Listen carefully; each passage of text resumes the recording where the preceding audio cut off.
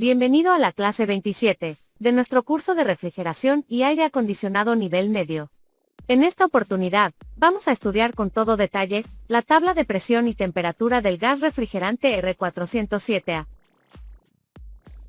Si antes de continuar, usted necesita saber todas las características técnicas del gas R407A, en pantalla está apareciendo un enlace hacia un video con todos los detalles que debes conocer, antes de realizar algún trabajo con este refrigerante. Empecemos diciendo que el gas refrigerante en un ciclo de refrigeración puede absorber calor del aire de un local, porque posee una temperatura muy baja. En el evaporador, el calor del aire pasa al refrigerante, por ello el aire pierde temperatura, mientras tanto el calor que era del aire se mantiene en el refrigerante, pero no hay aumento de su temperatura porque el refrigerante utiliza el calor para pasar de la fase líquida a la gaseosa. Sin embargo, existen refrigerantes que son elaborados a partir de la mezcla de varios gases, donde sí puede haber un pequeño aumento en la temperatura, mientras ocurre su cambio de fase. A este fenómeno se le llama deslizamiento del refrigerante. En pantalla tenemos la tabla de presión y temperatura del gas refrigerante R407A. Si estás interesado en adquirir información acerca de herramientas para realizar tareas de mantenimiento en refrigeración y aire acondicionado, como un verdadero profesional del frío, de buena calidad y a muy buen precio, debes ver la parte de la descripción de este video.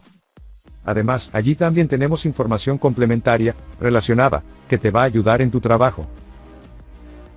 Como podemos ver en la tabla, tenemos dos columnas de presión, una corresponde a presión de vapor o rocío, y la otra a presión de líquido o burbuja. Esto ocurre porque el R407A posee deslizamiento.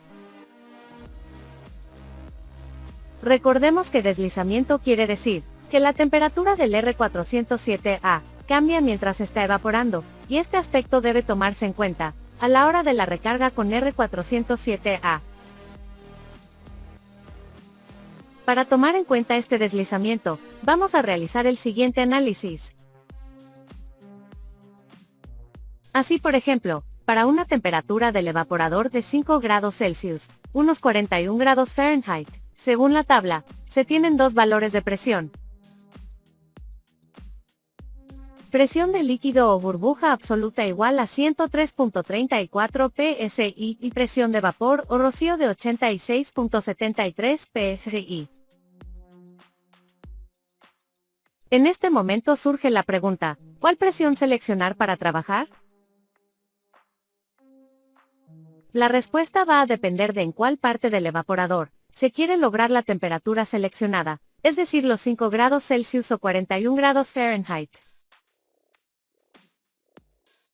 Así por ejemplo, si se quiere lograr los 5 grados Celsius a la entrada del evaporador, entonces quiere decir que al momento de aparecer la primera burbuja de vapor, estando el refrigerante en fase líquida, debe estar presente su respectiva presión de burbuja, entonces se trabajaría con una presión de baja en el evaporador de 103.34 psi. Como el R407A tiene deslizamiento, entonces aunque a la entrada se tiene 5 grados Celsius, este valor empieza a aumentar, por ello antes de la salida del evaporador, cuando simultáneamente hay líquido y vapor, la temperatura no será de 5 grados Celsius, sino será mayor. Como el valor de la tabla se refiere a valores absolutos, debemos restar a este valor la presión atmosférica del sitio donde está ubicado el equipo, que para este caso vamos a tomar un valor de 14.7 psi, como presión de la atmósfera. Al restar 103.34 psi menos 14.7 psi se obtiene una presión de manómetro de 88.64 psi-G. Ahora analicemos la siguiente posibilidad. Si queremos que los 5 grados Celsius se presenten no a la entrada del evaporador, sino por el contrario a la salida, es decir, cuando hay puro refrigerante en forma de vapor, entonces se debe trabajar con la presión de vapor o rocío, en este caso con un valor de 86.73 psi. Como la presión de la tabla viene dada en valores absolutos, por ello debe restar a estos valores la presión atmosférica de su localidad. De esta manera se obtiene con exactitud la presión de baja, que debe marcar su manómetro. Se puede tomar 14.7 psi, como presión atmosférica general para cálculos rápidos. Así se debe restar a los 86.73 psi, los 14.7 psi, para obtener un valor de presión de manómetro de 72.03 psig. Entonces de nuevo, puede surgir otra pregunta: ¿cuál valor de presión es más recomendable para trabajar? Pues en realidad, es más común trabajar con la presión de rocío, es decir, alcanzar la temperatura solo hasta la salida del evaporador. Sin embargo, en este momento es importante tener en cuenta que para 5 grados centígrados, como la presión de burbuja es igual a 103.34 psi, y la presión de vapor o rocío es de 86.73 psi, entonces, en caso de trabajar con una presión intermedia, dentro de estos dos valores, estaríamos muy cerca de alcanzar los 5 grados Celsius, no a la entrada, ni a la salida del evaporador, sino aproximadamente en el intermedio, o mitad del evaporador. Por ejemplo, al sacar la media entre estos valores, se tiene un valor de presión de 95.035 psi absolutos.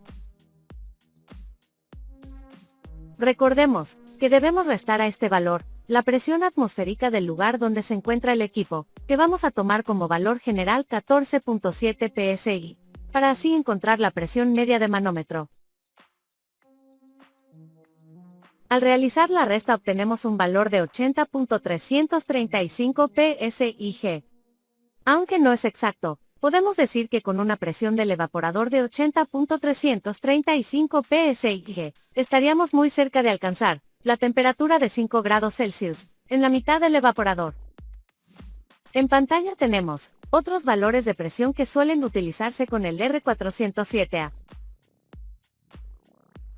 Así por ejemplo, para lograr una temperatura a la entrada del evaporador de 0 grados centígrados, se debe tener en baja una presión absoluta de 88.2 psi.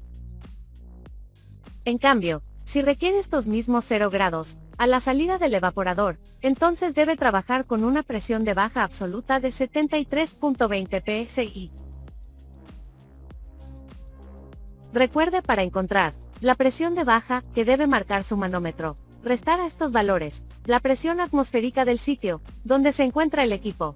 Para cálculos rápidos puede tomar 14.7 psi.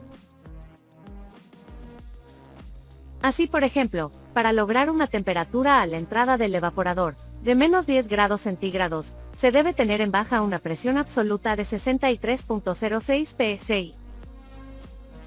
En cambio, si requiere estos mismos menos 10 grados, a la salida del evaporador, entonces debe trabajar con una presión de baja absoluta de 51 psi.